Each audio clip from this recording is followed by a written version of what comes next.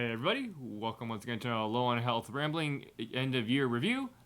This one's going over the movies we watched in 2022, which we watched a decent amount. Did we? I don't remember. Yeah. It's been a while. It's been like over almost a year. So nonetheless, let's go ahead and look at the list. So in 2022, we saw roughly 56 movies.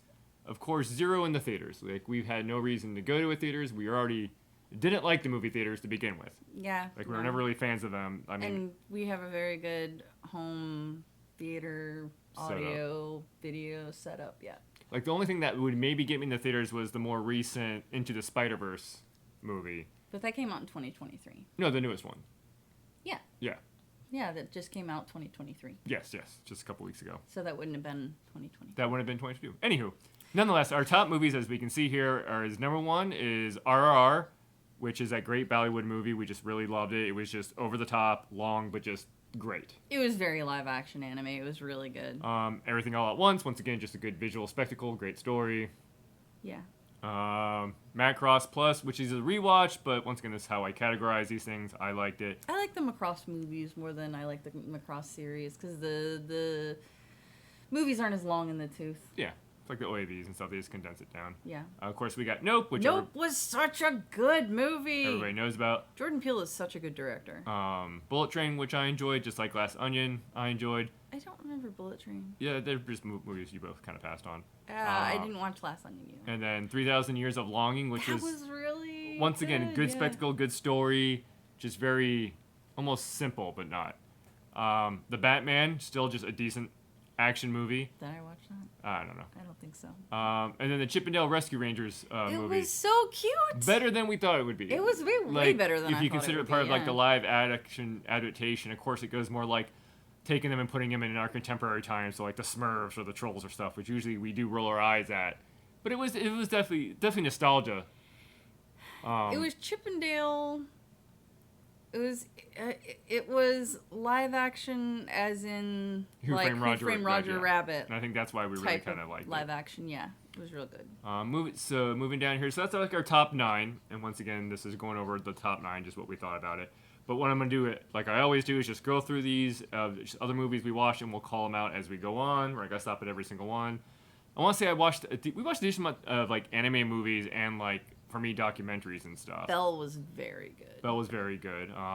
Eternals was boring. I honestly, if that had been a TV show, we would have given up on it. This year, or in 2022, I also went back and watched some good old-fashioned classic movies that get referenced and parodied a bunch, which I don't either recall seeing them originally or just wanted to rewatch them in like 4K or something. So that's where like They Live came into part. Bubble was good. Bubble was very cute anime movie. Yeah.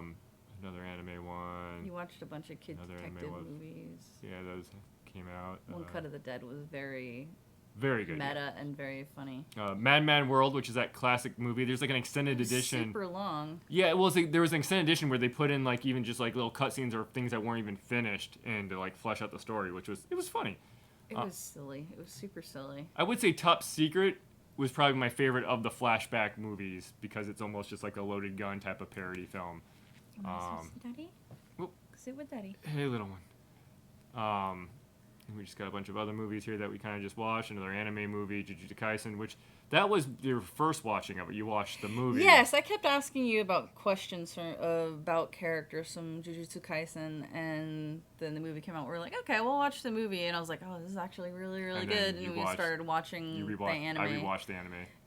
It's very good. Once again, Willow, watching the classic of that, getting ready. Yeah, like I said, a decent amount of anime movies. Willow was so good. Top Gun was decent. Didn't watch that. I think the only movie technically that I bought and didn't get through like a streaming service, which also was the Reno 911 Christmas special. Oh, yeah. Because I had extra Microsoft money, I needed to blow it real quick. So I was like, because I've always been a big fan of Reno 911, and that was relatively cheap and available, and that was kind of cute. But yeah, that's pretty much it for movies. It wasn't a super duper strong movie. Yeah, nothing really kind of stood out except, of course, RR and that other stuff. There were just a couple of movies that were really good in 2022, and then mostly just like, That's why most of us watched a lot of rewatched a lot of old stuff. Yeah, and that's what really like was. I watched They Live for the very first time, and I was like, oh, I rewatched Willow. Like I said, actually really holds up. Like probably like 10 of them are actually pre 1990 type stuff. But yeah, that's it for the movie. So thank you guys for watching, and we'll catch you next time.